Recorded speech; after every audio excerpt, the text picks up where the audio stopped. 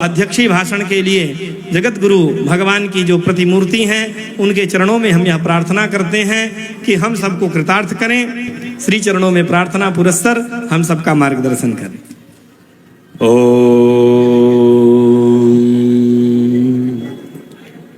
सीतानाथ समारंभां रामानंदार्य मध्यमाम् अस्मदाचार्य पर्यन्तां वन्दे गुरु परंपराम्। आज श्री आचार्य नाम की संकीर्तन किया जाए। जय स्वामी रामानंद, जय स्वामी रामानंद, जय स्वामी रामानंद, जय स्वामी रामानंद, जय स्वामी रामानंद, जय स्वामी रामानंद, जय स्वामी रामानंद, जय स्वामी रामानंद। कलि पावन अवतार भाष्यकार आद्य जगत गुरु स्वामी रामाचार्य भगवान की जय। मंचस्थ सभी आचार्य जनों के चरणों में साष्टांग दंडवत। मलुक अग्र द्वारा पीठ द्वय का अधिपति प्रातः स्मरणीय परम वंदनीय परम पूजनीय महाराज श्री के चरणों में साष्टांग दंडवत। सन्मुख उपस्थित भक्त भागवत वृंद संत भगवान सभी को दंडवत। भगवान रामानंदाचार्य जी के प्रादुर्भाव महोत्सव के उपलक्ष्य में आज हमें हिमालय क्षेत्र को सम्मान करते हुए इस विद्वत गोष्ठी आचार्य समाश्रय गोष्ठी भगवत स्वरूप आचार्य स्वरूप का निरूपण गोष्ठी का अध्यक्षता की सौभाग्य आपने जो हमें प्रदान की है, इसके लिए हम बारंबार आपको आभार व्यक्त करते हैं। वैसे तो अध्यक्षीय भाषण और आज एक अद्भुत ग्रंथों का विमोचन भी हुआ है, इसका भी समालोचन करने का परंपरा रहा है। समय को ध्यान में रखते हुए संक्षिप्त में कुछ सांदर्भिक चर्चा निवेदन करना चाहूंगा। सर्वप्रथम आचार्य श्री सत्यनारायण दास जी महाराज को हृदय से धन्यवाद तथा अभिनंदन करना चाहूंगा। आपने समाज से लुप्त सा प्राय इस दिव्य ग्रंथ को श्री राम तत्व प्रकाश का जो विमोचन करके साधकों को निष्ठा को वर्धन किया है, इसलिए आप अभिनंदन के पात्र हैं। बहुत सारे बातें हमारे संत भगवान के मुख से हम सब ने श्रवण किए। परंपरा के विषय में, इतिहास के विषय में अनुसंधान करने के लिए, कहने के लिए बहुत सारे बिंदु हैं। वास्तव में रामानंद संप्रदाय की भोला भालापन का दुरुपयोग हुआ है, ये दास का मानना है। यदि 13वीं शताब्दी के उस भयानक कालखंड में भगवान रामानंदाचार्य जी का प्रादुर्भाव न होता, आज वैदिक सनातन धर्म हिमालय के किस कंदरे में किस प्रकार से संकुचित हो जाता, ये कल्पना भी नहीं किया जा सकता है। भारतवर्ष का सभी आचार्यों को इस बात पर मनन करना चाहिए। इतिहास साक्षी है कि वैदिक सनातन हिंदुत्व को रक्षा के लिए कौन सा समुदाय ने अपना शीश कटाया है, अपना लहू बहाया है। चाहे उपासना की दृष्टि से देखिए, चाहे आप इतिहास को दृष्टि से देखिए, अथवा दर्शनों के आधार पर देखा जाए, रामानंद संप्रदाय ही एक ऐसा संप्रदाय है जो वैदिक सनातन के मूल परंपरा है। ऐसा कहने में कईयों को अतिशयोक्ति भले लगे, इसे आदि काल में वैखानस परंपरा कहा जाता था। विखानाचार्य भगवान बादरायण को भी कहा जाता है और ब्रह्मा जी को भी कहा जाता है। यह अखंड परंपरा है। वृत्तिकार बोधायनाचार्य जी सबके आचार्य हैं, चाहे शंकराचार्य हैं चाहे रामानुजाचार्य, सभी के आचार्य हैं। तो बोधायन जी सबके आचार्य हैं, परंतु परंपरागत श्रृंखला से देखेंगे तो रामानंद संप्रदाय के मध्य आचार्य, रामानंदाचार्य से पूर्व के मध्य आचार्य बोधायन जी हैं। सबने बोधायन वृत्ति पर भाष्य किया है।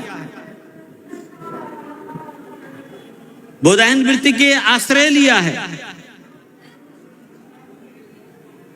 और हमारे यहाँ पुरुषोत्तम आचार्य के रूप से बोधायन की आराधना की जाती है। रामानंदी साधक भी होते हैं, अब विद्वान एक से एक धुरंधर हुए हैं, पर आज आवश्यकता यह है कि जिस परंपरा ने वैदिक सनातन हिंदुत्व को रक्षा किया, 36 द्वाराचार्यों का गद्दी, आचार्यों की पीठ आज विचारणीय हो गया है। जिन महापुरुष के देन है, चाहे आप नानक पंथ को लीजिए अथवा वारकरी पंथ को लीजिए, वैदिक सनातन हिंदू धर्म की रक्षा के लिए जो जमात खड़ा हुआ, उस जमात के पीछे के संपूर्ण देन भगवान रामानंदाचार्य जी का है। वैष्णवों के 52 द्वारों में से 36 द्वारा तो रामानंद संप्रदाय का है। उत्तर पूर्वी क्षेत्र से वैदिक सनातन की धर्म की विरोधी का प्रवेश हुआ और दिन रात उनको खदेड़ने में हमारे रामानंदी संतों का, सभी पंथों का योगदान को कभी भूलना नहीं चाहिए। आज 4 संप्रदाय के जहां चर्चा होता है तो लोग यदा कदा श्री संप्रदाय में रामानंदाचार्य जी को अलग करके बोलते हैं। उनको हृदय में पीड़ा भी नहीं होता, जिन महापुरुष के देन आज भारतवर्ष में हिंदुत्व की डंक बज रहा है, जिन महापुरुष के कारण वैदिक सनातन की झंडा चारों ओर फहरा रहा है, उन महापुरुष के अनदेखा करना ये कितनी विडंबना है। भगवान रामानंदाचार्य जी का इतनी बड़ी उपकार इस समाज के लिए है कि वेदांत जैसे कठिन ग्रंथों को आपने अपने शिष्य प्रशिष्यों को आदेश दिया कि लोक भाषा में, लोक छंद में उसकी रचना की जाए। चाहे आप गुरु ग्रंथ साहब को उठा के देखिए, कबीर बीज को उठा के देखिए, अथवा तो गोस्वामी तुलसीदास जी के 12 ग्रंथों को उठाइए। हिंदी भाषा साहित्य में वैदिक सनातन दर्शन को इस प्रकार से पिरोया गया है कि संस्कृत का बोध न होने पर भी गांव-गांव के सर्वसाधारण लोग वैदिक सनातन को जाने, दर्शन को जाने। आज आनंद भाष्य का खोज होता है और उसे कुछ लोग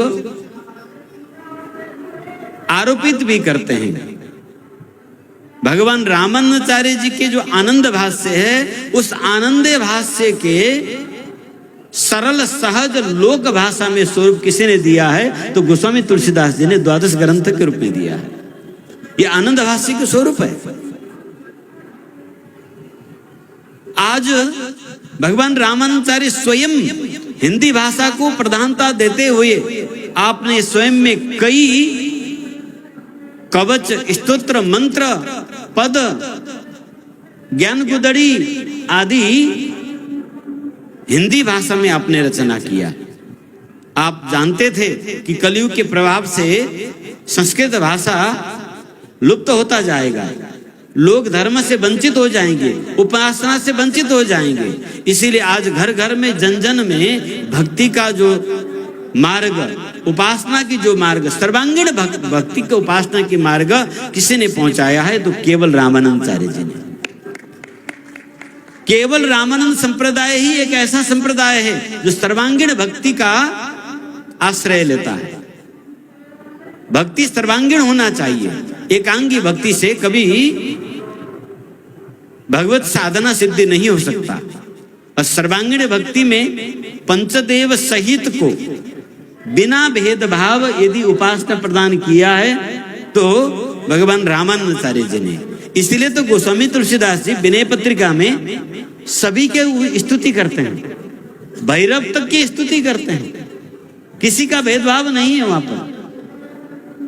तो ऐसा उदार परंपरा को अनदेखा करना आज कुंभ मेला के क्षेत्र में वास्तव में देखा जाए, सभी पंथ परंपराओं को जोड़कर यदि विश्लेषण किया जाए तो यह अतिशयोक्ति नहीं होगा कि 60% नहीं 75% ही माना जा सकता है रामानंद संप्रदाय का देन है कुंभ।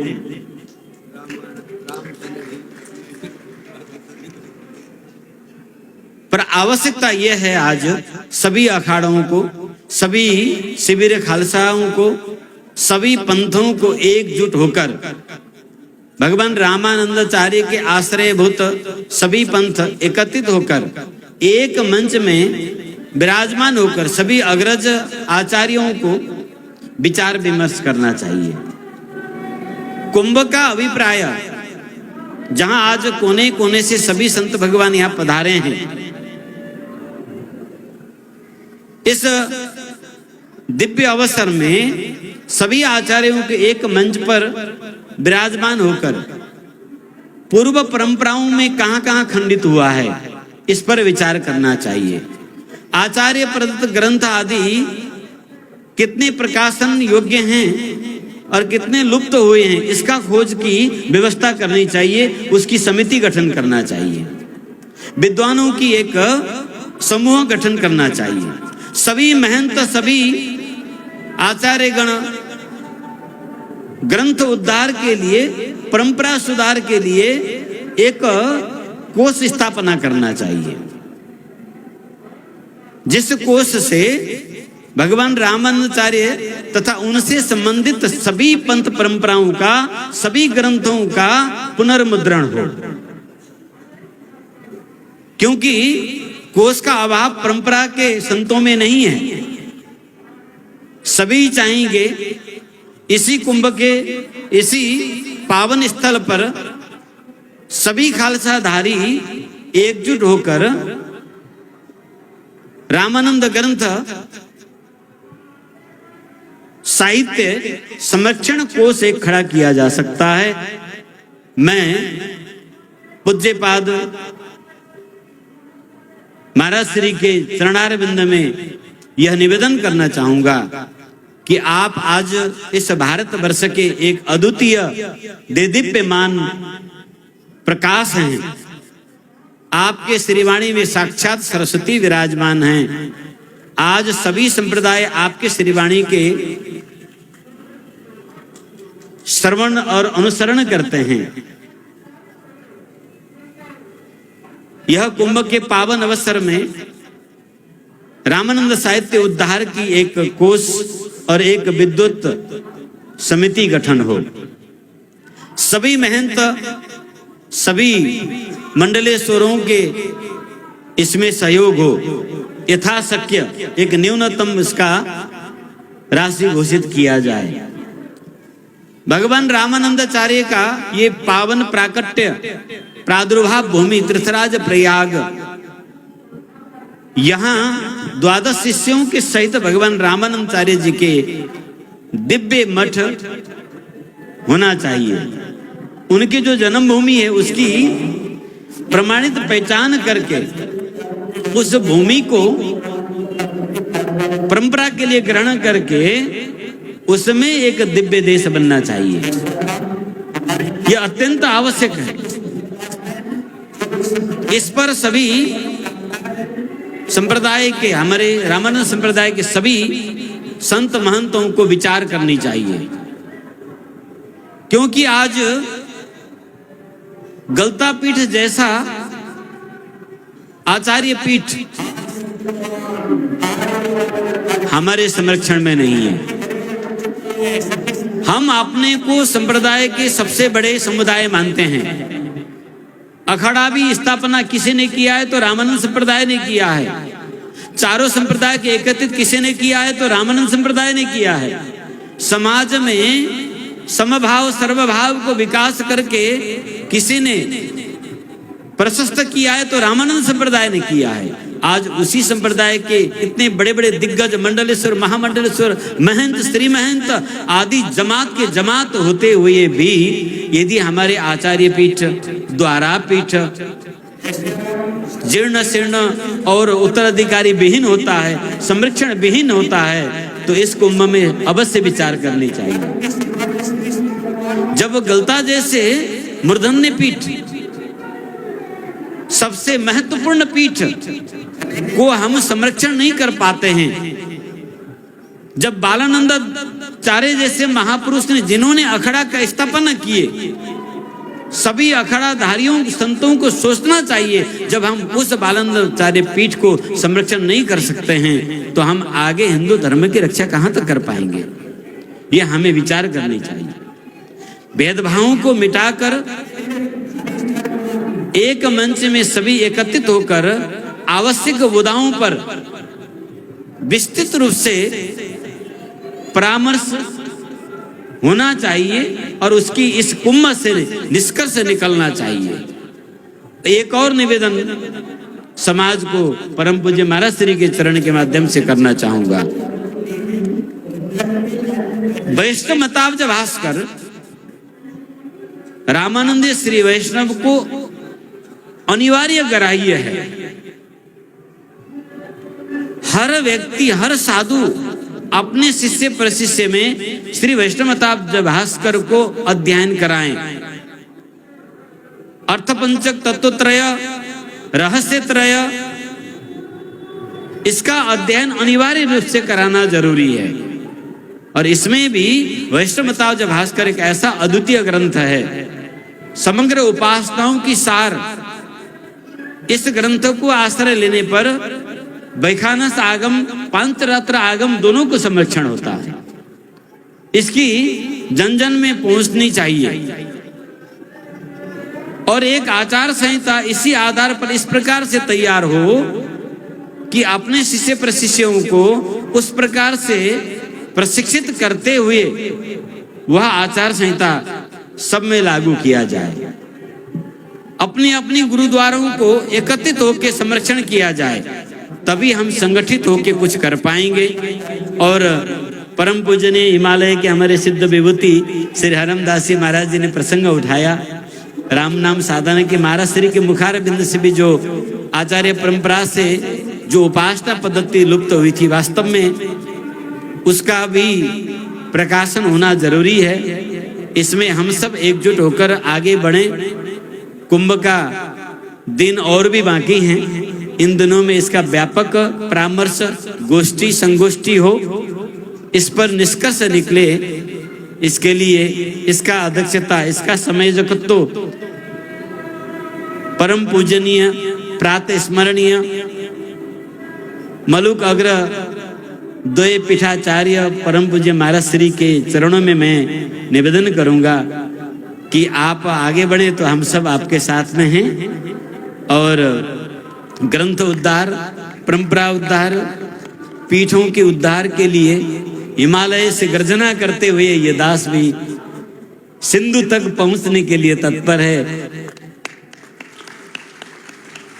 इन्हीं शब्दों के साथ आपने हमें अध्यक्षता के गरिमा प्रदान करके इस त्रिदंड की मर्यादा को संरक्षण किया है। आपको बारंबार अभिनंदन करते हुए ग्रंथ प्रकाशक को अभिनंदन करते हुए मैं अपने वाणी को भगवत चरण में अर्पण करूंगा।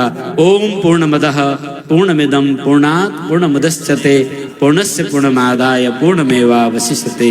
ओम शांति शांति शांति। सियावर रामचंद्र की जय। कलि पावन अवतार भाष्यकार आद्य जगत गुरु स्वामी रामानुजाचार्य भगवान की जय। धन्यवाद।